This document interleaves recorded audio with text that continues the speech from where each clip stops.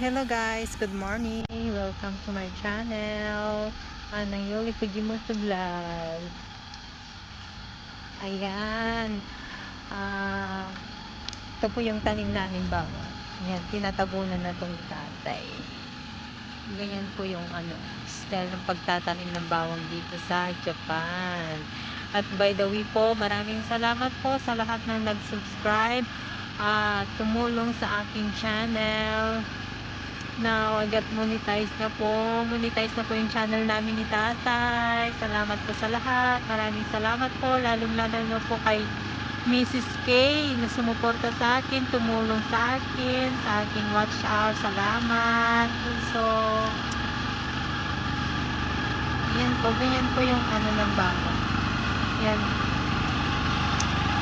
Kasi kung di mo po tatabunan yan, hindi po lalaki yung tubo niya. Yung laman niya. At ito po ang aking tatay. At magpapasalamat po siya. Yeah, tatay daw. Oh.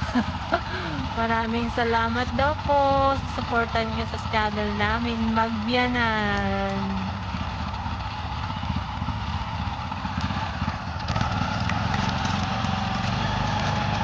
Yan. Bali yan po yung nilalagyan ng lupa ni tatay. Tinatabunan ng lupa is yung punla namin yan. Doon sa kabila dyan po. Uli po yung tubig. Kasi yan po yung mga in-order namin na punla. Ang tagal lumabas. Buti nga po mulan na yun. Ang tagal na walang ulan dito sa amin. Sana yung ibang ulan na bumaba sa Pinas, mapunta naman sa amin sa may pangangailangan ng tubig sa mga pananim. Ayan o, hindi ko pantay-pantay yung tubig.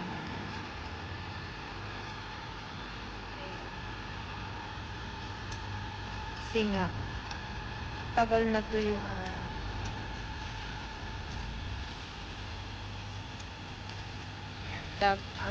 apat na beses yan matatabunan ng lupa.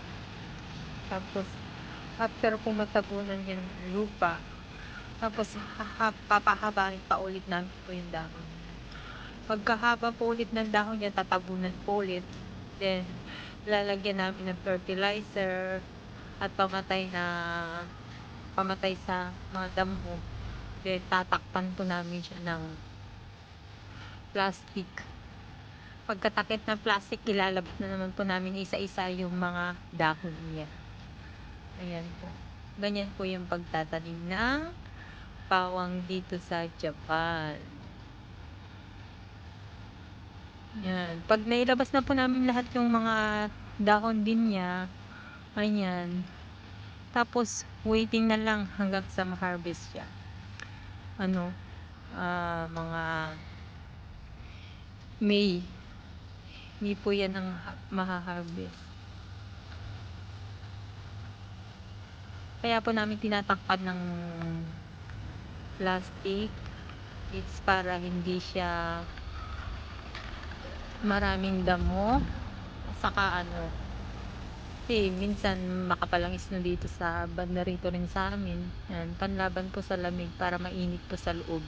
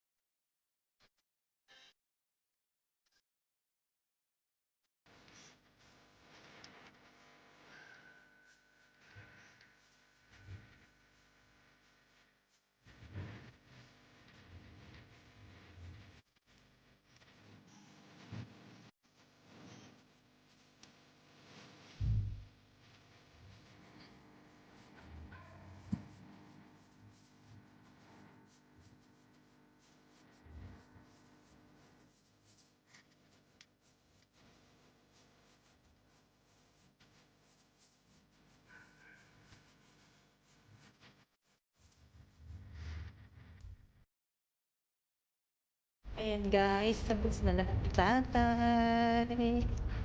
Ayan. Pero dito, hindi pa masyado. Dadagdagan pa yun. Dito, ganito po siya kataas. Lalagyan lang po yan ng plastic. Ganyan kataas. Ayan. Yan ang una namin tatakpan na plastic.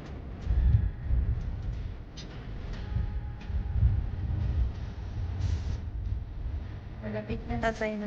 Sabi. Bye!